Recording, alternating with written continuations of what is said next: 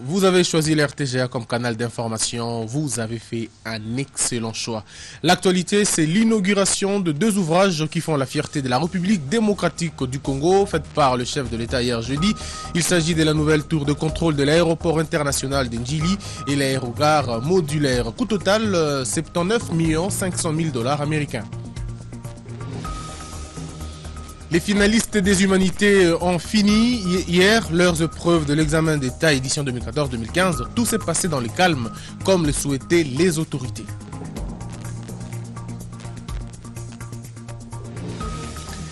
C'est depuis jeudi 25 juin 2015 qu'il s'est ouvert le 5e congrès ordinaire du Conseil national de l'ordre de médecins. Ces professionnels de santé réfléchissent sur la prise en charge de médecins sanitaires venus de province pour la cause. Enfin, en sport, le FC Renaissance contre Bukavu Dawa. Ces matchs s'est terminé en queue de poisson. Certains joueurs et autres responsables ont été tout simplement sanctionnés et tout est parti d'un carton rouge de trop, qu'a estimé le FC Renaissance. Bonjour à tous. La RDC vient de basculer dans l'ère de la modernité dans le secteur de l'aéronautique. Le chef de l'État a inauguré simultanément hier, jeudi 25 juin 2015, l'aérogare modulaire et la nouvelle tour de contrôle de l'aéroport international d'Ndjili. Des joyaux dont les travaux ont été exécutés par les entreprises Alpha Aéroport et Sino Hydro pour un coût de 79 500 000 $ financés par la BAD et la RVA. Le reportage est signé Jacques Moulouba et Kalenzinga. Encore deux ouvrages qui font de la révolution de la modernité, non un catalogue de bonnes intentions, mais des réalisations tangibles. L'aérogare modulaire et la nouvelle tour de contrôle de l'aéroport international de Ndjili. Deux joyaux inaugurés ce jeudi 25 juin 2015 par le chef de l'État Joseph Kabila devant une pléthore d'invités dont les députés nationaux et sénateurs, les membres du gouvernement, les ambassadeurs accrédités en République démocratique du Congo et tant d'autres. Les travaux lancés depuis le 21 février 2011 ont été financés à hauteur de 79 500 000 $ américains, dont 86% par la Banque africaine de développement et 14% par la Régie de voies aériennes. 38 mois après, les installations qui répondent aux normes et standards internationaux font subir à l'aéroport international de Ndjili, cette porte principale d'entrée et de sortie du pays, une chirurgie esthétique en lui conférant sa splendeur. Elles ont été décrites par le directeur général de la RVA. Bâti sur une superficie de 10 000 m², cet aérogare modulaire est composé de 10 modules assemblés pour former la structure souhaitée, répondant aux normes de l'aviation civile internationale et exigences de l'IATA en termes de sûreté, sécurité, et capacité et confort.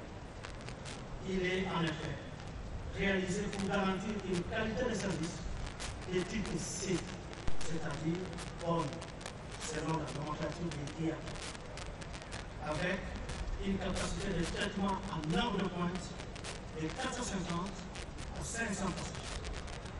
Il est doté de systèmes et équipements aéroportuaires ultra-modernes de sûreté et de traitement des passagers et des bagages. En outre, il est aménagé un parking automobile d'une capacité de 246 véhicules avec des barrières automatiques modernes.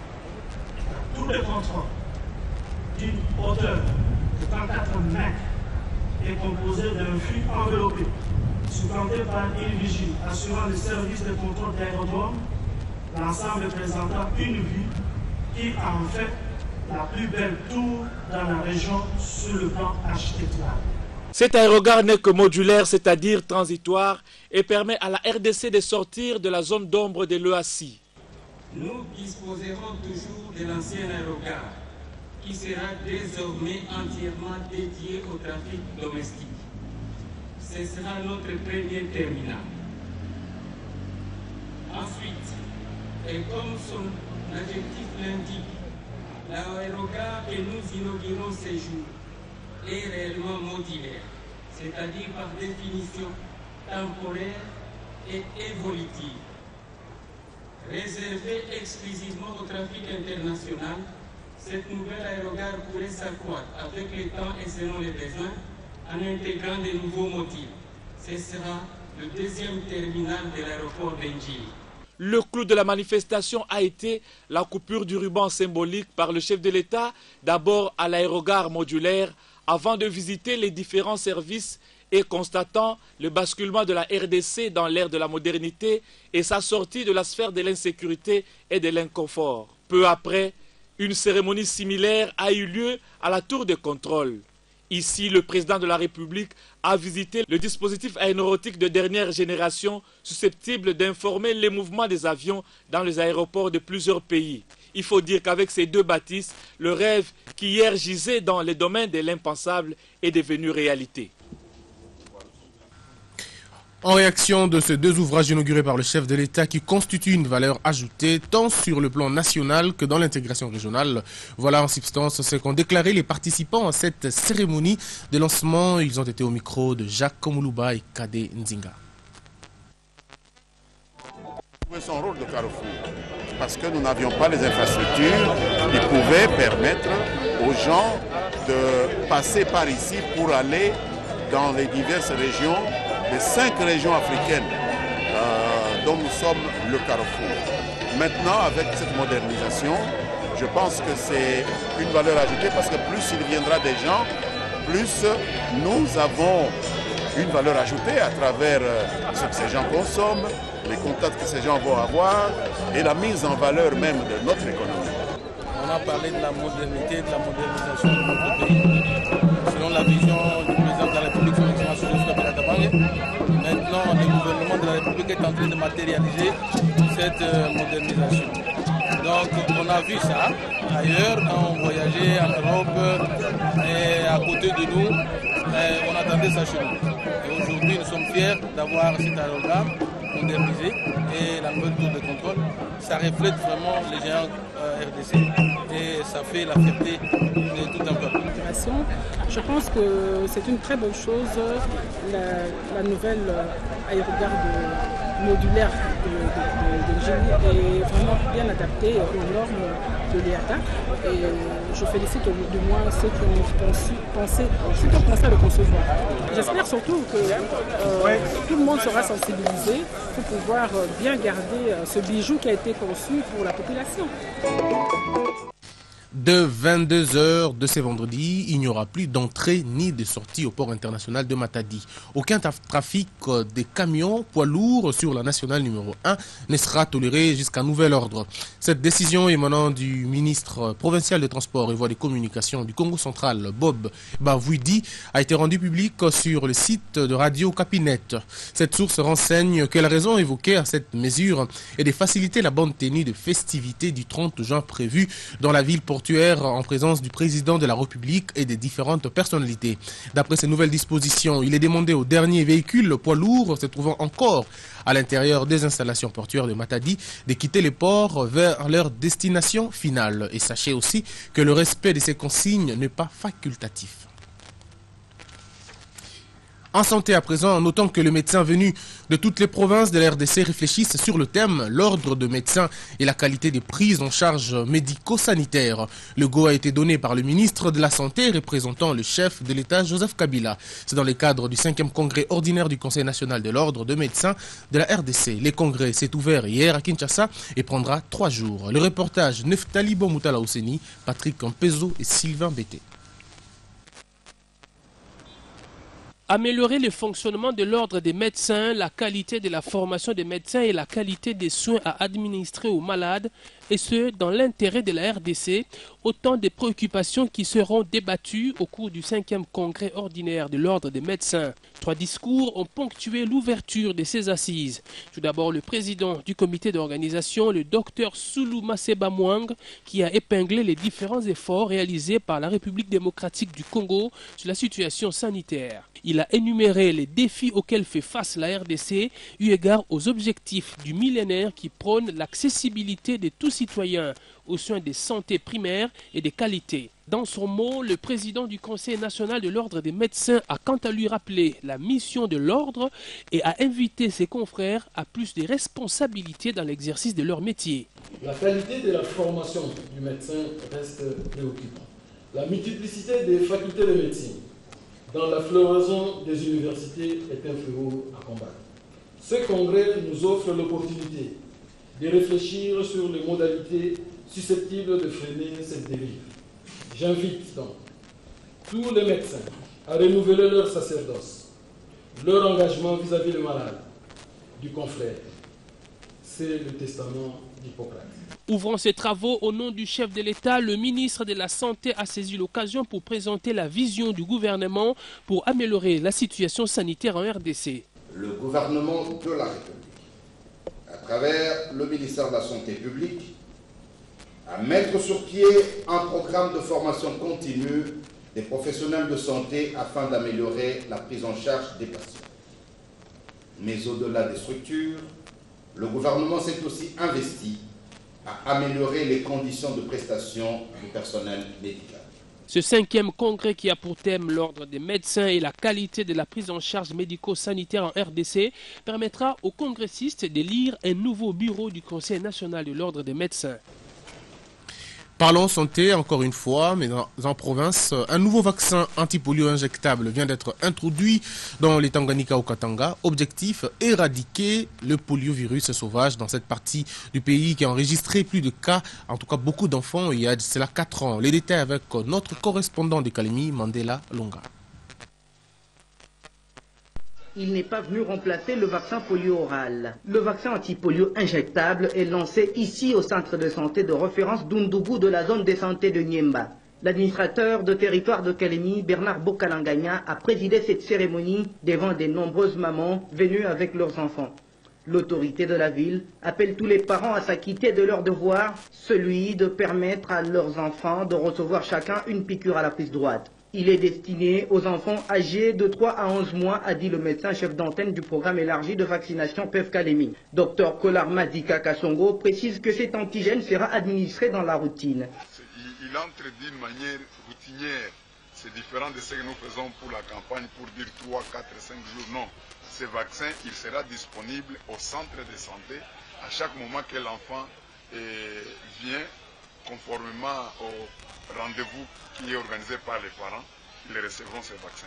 Avant l'injection de ce produit au premier enfant, la sensibilisation des parents a été de taille, vu les cas de résistance enregistrés dans les campagnes de vaccination orale. Les femmes présentes au centre de santé de référence d'Undugu disent comprendre les bienfaits de ce produit. À l'instar de ses pairs, Madame Feza sait qu'en cas de manifestation post-injection, l'enfant doit être référé à la structure sanitaire la plus proche.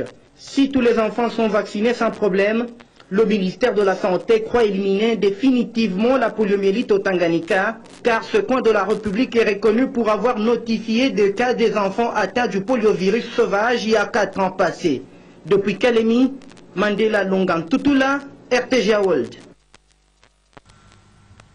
Tout à fait autre chose. Vous l'avez sans doute remarqué, hier, il n'y a pas eu d'anicroche comme dans les années précédentes où la fin des examens d'État était un événement couvrant des actes de vandalisme et autres abus contre mœurs. Eh bien, cette année, ce n'était pas le cas. Hier, jeudi 25 juin 2015, les finalistes des humanités ont présenté leur dernier examen des langues, le 4e jour et dernier jour d'exéta. Les élèves ont simplement respecté les consignes et semblent être satisfaits du déroulement de ces épreuves. Ils attendent sereinement le résultat qui les aideront soit à poursuivre un cursus académique, soit à reprendre le chemin de bleu-blanc. Les détails avec Gladys Bananga et Chims Kapangala. L'examen d'État édition 2014-2015 appartient désormais à l'histoire. Les élèves finalistes ont clôturé jeudi l'ensemble des matières prévues à cette épreuve. Ils peuvent désormais souffler et attendre les résultats avant d'affronter l'université. Concernant ce dernier jour réservé aux langues, quelques élèves approchés par votre chaîne estiment avoir passé un examen abordable. Ils sont optimistes concernant le résultat final. Le premier jour, ça a été un peu stressant de remplir le code. Le deuxième jour, tellement que c'était le cours d'option, la biologie c'était passable. Juste la chimie qui était un peu difficile et compliquée, mais ça a été abordable. J'attends une réussite toute faite parce que j'ai bossé, j'ai donné le tout de moi et j'attends juste la réussite. Les 4 jours, ça s'est très bien passé, ça a été facile, sauf le 3e jour, c'était la science. Les questions étaient vraiment un peu difficiles, mais Dieu a fait grâce. Nous avons pu bien travailler avec les autres. La plupart c'était vu, d'autres non. Donc il fallait qu'on se débrouille un peu pour trouver les autres réponses. Ça va aller, on a bossé trop dur pour ça. il y aura de bons résultats. Impossible de parler de la réussite des élèves sans évoquer leurs enseignants, surtout s'ils se sont impliqués dans la simulation de la matière par les élèves. Un des enseignants explique. Nous avons eu à faire un encadrement à tous les niveaux, l'encadrement spirituel, l'encadrement physique, l'encadrement intellectuel. En tout cas, il y a eu une bonne sensibilisation tout d'abord. Nous avons appris à nos élèves à savoir se prendre en charge. Et nous leur avons montré les bienfaits des études. Tout s'est terminé par un culte d'action de grâce envers le Seigneur Jésus. Parlons réconciliation à présent. L'unité entre les populations de Chikapa, chef-lieu de la province du Kasaï. C'est entre autres le message de Deler Kawino, vice-gouverneur du Kasaï occidental, à la base lors de son récent séjour à Chikapa. Le numéro 2 de la province du Kasaï occidental a réussi à mettre fin aux différents conflits qui ont opposé les populations de ces coins du pays. Suivez ces commentaires de Pamphile Kayombo. La deuxième personnalité de la province du Kasaï occidental a foulé le sol de son Chikapa natal sous un accueil sans précédent. Obligé par sa base d'abandonner sa jeep, Deler Kawino Ndongo, qu'accompagnait Faustin Kambala, ministre provincial de l'Intérieur, devrait obéir à sa base, qui voulait non seulement le voir, mais aussi toucher sa main, bravant toutes les dispositions sécuritaires. Débordés, les policiers ne pouvaient plus rien faire. Cette foule a accompagné le vice-gouverneur jusque dans la résidence du maire de Chikapa. Ici, l'attendait une autre foule difficile à maîtriser. Nous faisons le proverbe de nos ancêtres qui dit que tout toit qui reçoit des visiteurs est comblé de bénédictions. Après le mot de bienvenue par le numéro 1 de Chikapa, Deler Kawino a pris la parole pour dire merci à sa base pour l'accueil. Il a prêché l'unité, socle de tout développement et l'amour du prochain. Soyons unis, regardons de l'avant. Chacun a des qualités.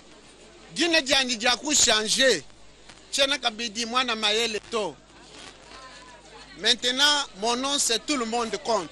La population du chef-lieu de la province du Kasaï a voulu témoigner son soutien au fils de son terroir pour les multiples actions de développement qu'il mène dans le respect de la vision du chef de l'État dans son programme de la révolution de la modernité. Quittons le Kasaï pour le Maniema où l'on signale la présence des réfugiés burundais. La société civile lance une sonnette d'alarme en demandant aux autorités compétentes de prendre des dispositions utiles pour contenir l'afflux de ces réfugiés. Roger Bolinda pour le détail.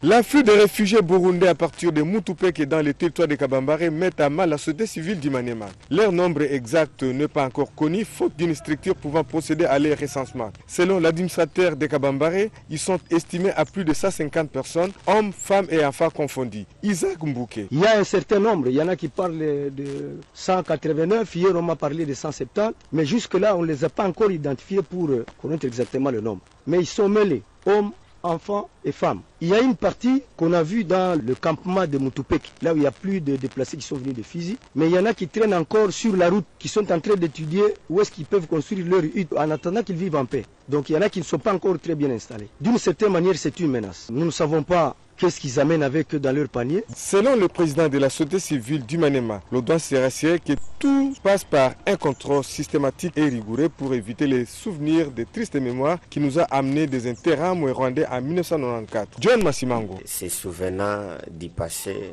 avec beaucoup de réserves, lorsqu'il y a des réfugiés qui entrent dans un autre État, avant de les accueillir, il y a des formalités. Notamment, ils doivent être identifiés, répertoriés et ils doivent être bien contrôlés. À ce jour, le phénomène que nous avons d'FDLR tire ses origines dans l'entrée massive incontrôlée des réfugiés rwandais qui fuyaient la persécution chez eux. Les réfugiés, nous les accueillons sans problème. Mais pour retourner chez eux, ça devient un problème, où ils se comportent en groupe rebelle. Et donc, c'est dire accueillir les réfugiés en est une obligation légale de la République démocratique du Congo, mais savoir comment les accueillir, comment les gérer, en est une autre question de responsabilité de l'État congolais. Quoi qu'il en soit, le gouvernement de la République a du pain sur la planche. Comme dit-on, mieux vaut prévenir que guérir, il est grand temps de s'y pencher. Kindu Maniema, Roger Eboline dans un gars RTG. En province toujours, de différents frontaliers entre la RDC et l'Ouganda, les députés nationaux et sénateurs, membres du caucus des parlementaires de la province de l'Ituri, donnent de la voix.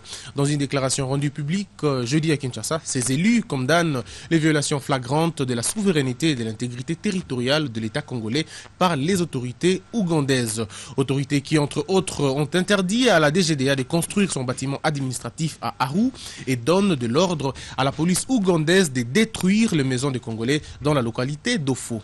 Les parlementaires de l'Ituri sollicitent donc une grande intervention urgente du gouvernement de la République. Suivez. Au regard de la gravité des faits dénoncés et des supplications répétées des autorités coutumières en rapport avec ces différends, constatons ce qui suit.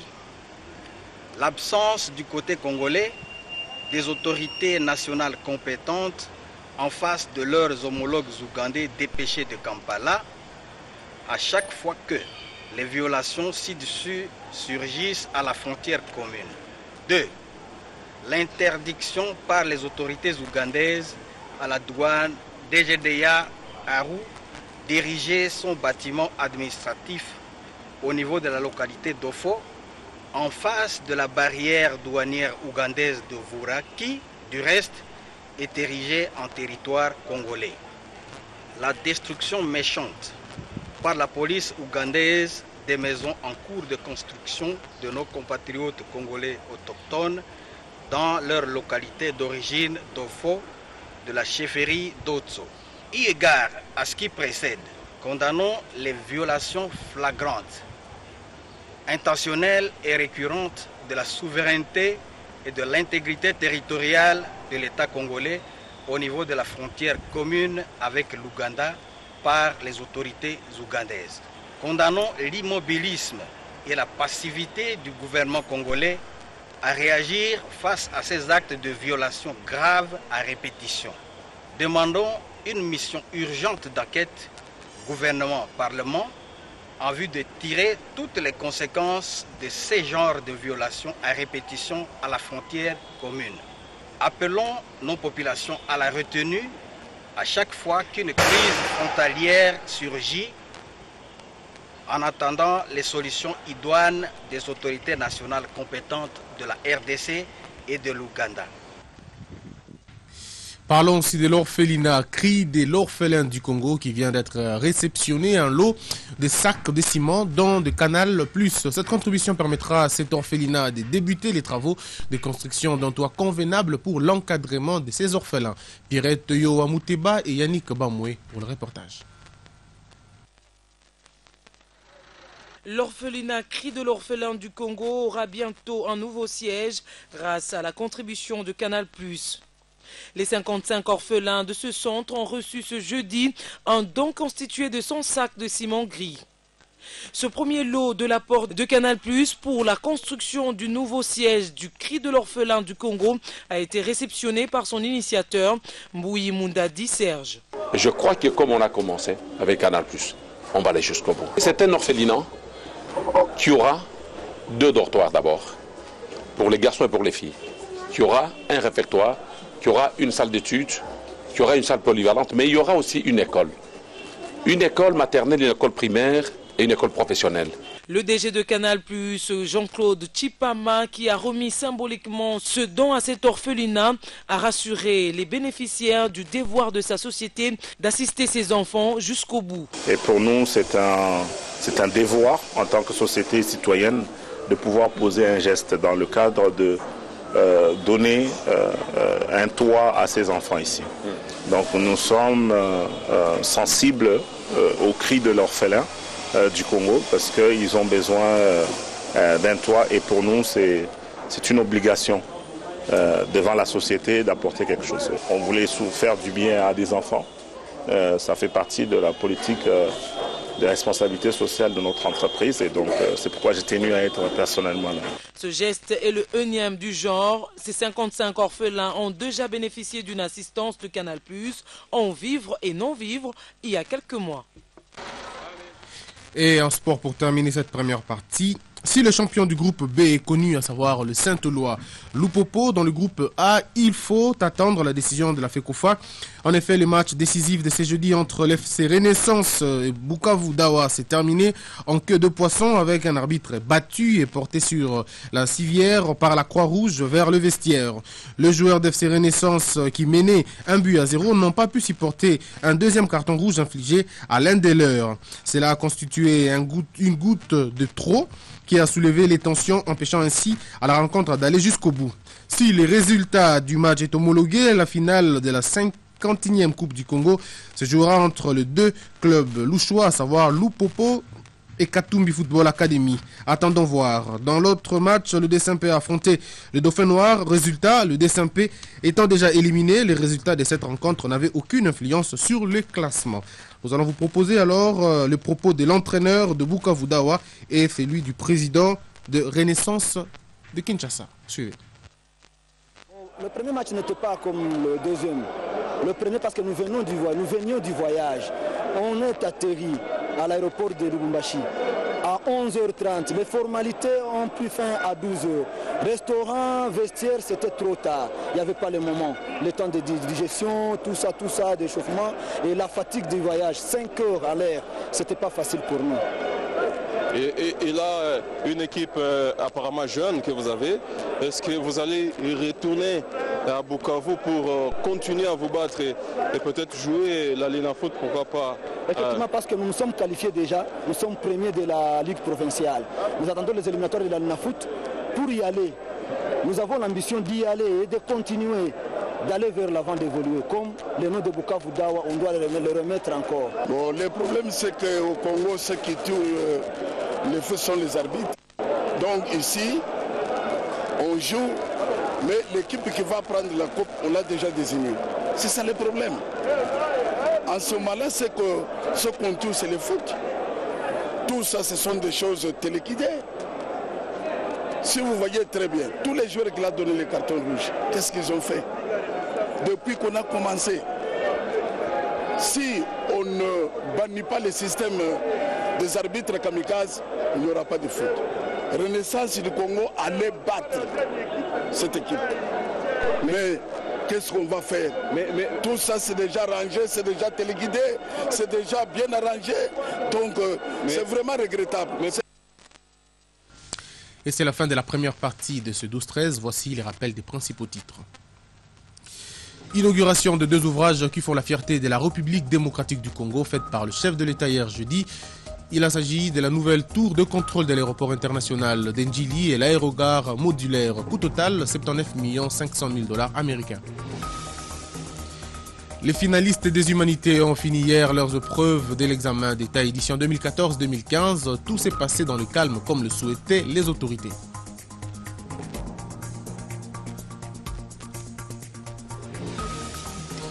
C'est depuis jeudi 25 juin 2015 qu'il s'est ouvert le 5e congrès ordinaire du Conseil national de l'ordre de médecins. Ces professionnels de santé réfléchissent sur la prise en charge des médecins sanitaires venus des provinces pour la cause. Enfin en sport, le FC Renaissance contre Bukavu Dawa. Ces matchs s'est terminé en queue de poisson. Certains joueurs et autres responsables des équipes écopent des sanctions. Tout est parti d'un carton rouge de trop selon le FC Renaissance.